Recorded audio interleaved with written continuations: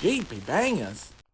Well, gosh, all hemlock, I don't suppose I ever will have real good horse sense.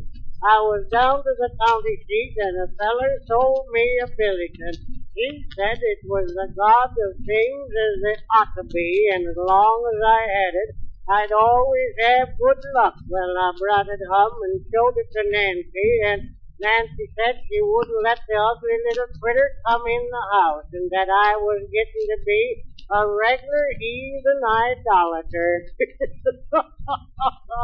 Well, it wasn't very handsome, that's the fact, but it kind of made you laugh to look at while I saw it on the family Bible, and Nancy calculated it wouldn't do any harm there. Well, next day I wanted to see how it would work, so I followed directions and tickled its toes with a straw, and just then Rube Hendricks come in. He said, Uncle Joyce, the mill dam has busted and the water is all over your hog lot. Well, I went down there. I had 60 hogs, and they was all drowned except 2, and I managed to get them out. Just then the constable come along and subpoenaed me to serve on the jury.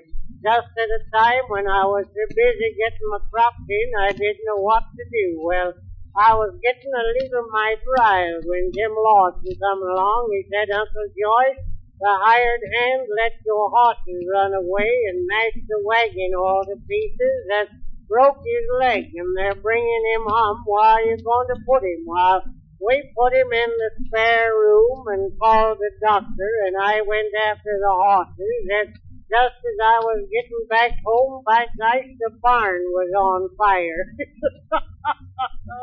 Well, we got out everything we could and managed to save the foundation, and just then Ezra Hoskins, our postmaster, handed me 2 letters. One of them was from Nancy's brother out in Nebraska. It said that he had been sick, his wife had died, his crops had failed, and him and his 9 children was coming home to live with us until he could get started again. And the other letter was from the pension department at Washington, and they said they couldn't give me any pension because they couldn't find my war record.